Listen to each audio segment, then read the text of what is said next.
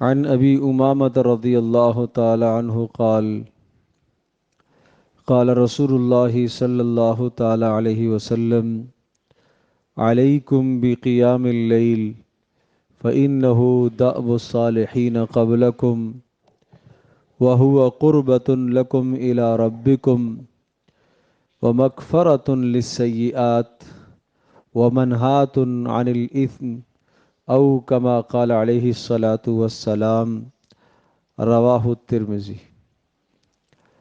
حضرت ابو امامہ رضی اللہ تعالی عنہ سے روایت ہے کہ رسول اکرم صلی اللہ تعالی علیہ وسلم نے ارشاد فرمایا، تم لوگ رات کا قیام یعنی نماز تہجد کا اہتمام کیا کرو اور بہت زیادہ اس کا اہتمام کیا کرو، اس لیے کہ رات کا قیام نماز تہجد دأب الصالحین قبلکم، تم سے پہلے نیک لوگوں کا یہ طریقہ رہا ہے، اور وَهُوَ قُرْبَةٌ لَكُمْ إِلَىٰ رَبِّكُمْ، اور یہ اللہ تبارک تعالیٰ کے ہاں تمہیں قریب کرے گی، اللہ کا قرب تمہیں نصیب ہوگا، اور یہ تمہارے گناہوں کو صاف اور دھونے کا ذریعہ ہے، اور یہ تمہیں گناہوں سے دور کرنے کا بھی ذریعہ ہے۔ پیارے پیغمبر صلی اللہ تعالی علیہ وسلم نے قیام اللیل نماز تہجد کی ترغیب دیتے ہوئے ارشاد فرمایا کہ نماز تہجد کو تم لازم پکڑو اور ہمیشہ اس کا اہتمام کیا کرو، اور پھر آپ علیہ الصلوۃ والسلام نے اس کے 4 فائدے بتائے۔ پہلا فائدہ فَإِنَّهُ دَأْبُ الصَّالِحِينَ قَبْلَكُمْ، یہ تم سے پہلے نیک لوگوں کا طریقہ ہے، تو تم بھی نیک لوگوں کا طریقہ اپناؤ گے تو کل قیامت کے دن نیک لوگوں کے ساتھ آپ کا حشر ہوگا۔ نیک لوگوں کی عادات، نیک لوگوں کی صفات اور نیک لوگوں کی خوبیوں کو اپناؤ گے تو قیامت کے دن تمہارا حشر نیک لوگوں کے ساتھ ہوگا۔ نمبر 2، دوسرا فائدہ یہ ذکر فرمایا کہ یہ نماز تہجد وَهُوَ قُرْبَةٌ لَكُمْ إِلَىٰ رَبِّكُمْ، یہ تمہیں تمہارے پروردگار کے قریب کرنے کا بہترین ذریعہ ہے، یہ اللہ کے قریب کرے گی۔ یہ ایسا ہی ہے جیسا کہ ایک ملازم آپ نے رکھا ہے اور 8 گھنٹے وہ کام کرتا ہے، اور 8 گھنٹے کام کر کے وہ تنخواہ وصول کر لیتا ہے۔ اس کے مقابلے میں دوسرا ملازم ہے، اس کو بھی 8 گھنٹے ہی پر رکھا گیا ہے، لیکن وہ اضافی ٹائم لگا کے جاتا ہے، وہ 10 گھنٹے دیتا ہے، اور وہ جب صبح آتا ہے تو بھی آپ کو سلام کرتا ہے، جب واپس جاتا ہے تو بھی سلام کرتا ہے، اور جناب 10 گھنٹے پورے کر کے پھر بھی جاتا ہے، کہتا ہے اور کوئی کام ہو تو بتاؤ میں حاضر ہوں۔ تو یقیناً وہ جو صرف اپنا کام پورا کر کے جانے والا وہ، اور یہ جو اضافی وقت دینے والا وہ، دونوں کی وقعت میں زمین آسمان کا فرق ہے۔ یہ جو دوسرا ہے یہ آپ کے دل میں قریب ہو جائے گا، یہ آپ کے قریب ہو جائے گا، اس لیے کہ یہ اضافی وقت دے رہا ہے۔ تو ایک بندہ عشاء کی نماز پڑھنے کے بعد اور صبح تک کوئی نماز فرض نہیں ہے، اضافی وقت اللہ پاک کو دے رہا ہے، تو یہ اللہ کے قرب کا بہترین ذریعہ ہے اس کے لیے۔ یہ کتنا سعادت مند ہے۔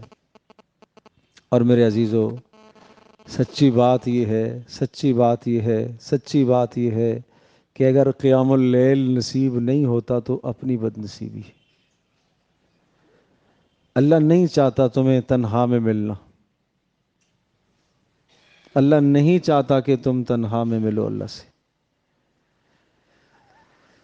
حضرت حسن بصری رحمۃ اللہ علیہ سے کسی نے کہا کہ نماز تہجد نصیب نہیں ہوتی، نماز تہجد نصیب نہیں ہوتی، تو حضرت حسن بصری رحمۃ اللہ علیہ نے فرمایا قیدت کا ذنوبوں کا، ارے تیرے گناہوں نے تیرے پیروں میں بیڑیاں ڈال دی، تیرے گناہوں نے تیرے پیروں میں بیڑیاں ڈال دی ہے۔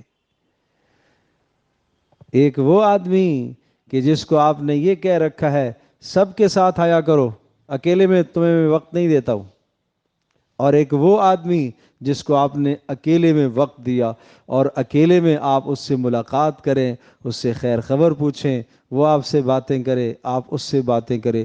تہجد پڑھنے والے آدمی سے اللہ اکیلے اکیلے باتیں کرتا ہے۔ حدیث پاک میں ہے اللہ پاک رات کے آخری حصے میں آسمان دنیا پر اپنی شان کے مطابق آتا ہے، کہتا ہے من یدعونی، کون مجھے پکار رہا ہے، فاستجیب لہ، کون پکار رہا ہے میں اس کی دعا کو سنوں، اور کون مجھ سے سوال کر رہا ہے اس کو میں عطا کروں، کون ہے جو مجھ سے گناہ کی معافی مانگ رہا ہے میں اس کے گناہ بخش دوں۔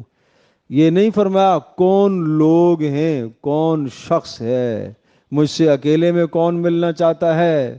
حل من تائب، کوئی ہے اکیلے اکیلے میں توبہ کرنے والا، حل من مستغفر، کوئی ہے استغفار کرنے والا، کوئی ہے روزی مانگنے والا، کوئی ہے یہ کام کرنے والا، کوئی ہے یہ حاجت لے کے آنے والا، میں تیار ہوں۔ ایک حدیث میں آتا ہے اللہ پاک اپنی باہوں کو، بازوؤں کو کھول کے انتظار کرتا ہے۔ اللہ اکبر، اللہ یہ سعادتیں ہم سب کو عطا فرمائے بھائی۔ تو اس لیے بھائی قیام اللیل نہ چھوڑو، اور ان لمبی لمبی راتوں میں قیام اللیل چھوڑ دیا تو کب نصیب ہوگا، پھر کب نصیب ہوگا؟ تو رات کو جلدی سونے کا معمول بناؤ، رات کے آخری حصے میں اٹھ جاؤ، یہ اصل درجہ ہے۔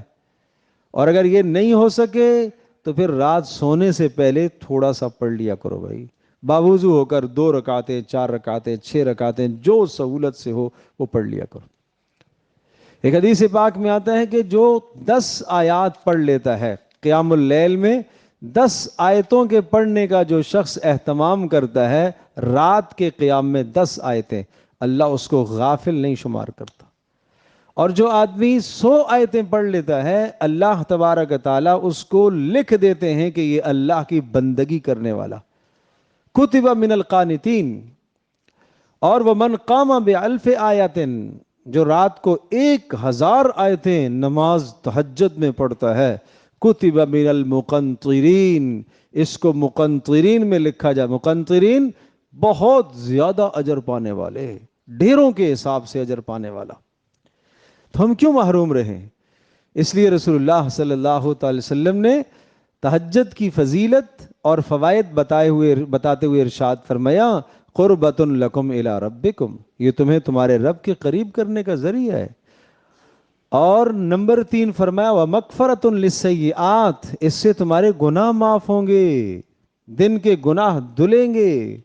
یہ نماز تہجد یہ ایسا ہے جیسا کہ لوہے کے لیے بٹھی اور اس کے اوپر سے سارا زنگ میل کچیل اتار دیتی ہے، اس طرح سے یہ آدمی کے گناہوں کو معاف کرنے والی نماز ہے۔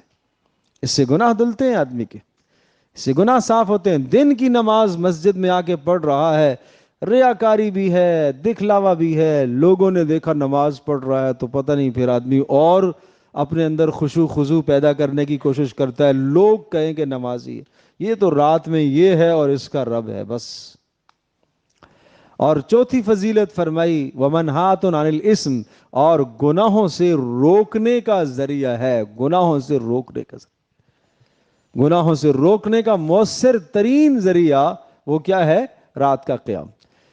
رسول اللہ صلی اللہ تعالی علیہ وسلم سے کہا گیا اللہ کے رسول ان فلانا یصلی باللیل، وہ رات کو نماز پڑھتا ہے فلاں آدمی اور صبح کو چوری کرتا ہے۔ آپ نے ارشاد فرمایا ان قریب اس کو یہ رات کی نماز اس کو چوری سے روک دے گی۔ پتہ چلا کہ قیام اللیل کی وجہ سے آدمی گناہوں سے بچتا ہے۔ تو اس لیے بھائی رسول اللہ صلی اللہ علیہ وسلم نے 4 فائدے ذکر فرمائے، ارشاد فرمایا یہ نیک لوگوں کا طریقہ ہے۔ نمبر 2، اس سے تمہارے رب کے یہاں تمہاری قربت ہوگی، اللہ سے تعلق نصیب ہوگا۔ اور نمبر 3، یہ گناہوں کا کفارہ بنے گی۔ اور نمبر 4، یہ گناہوں سے روکنے کا مؤثر ذریعہ بنے گی۔ اللہ پاک ہم سب کے لیے عمل کرنا آسان فرمائے، اللہ ہم سب کو توفیق عطا فرمائے۔ الحمد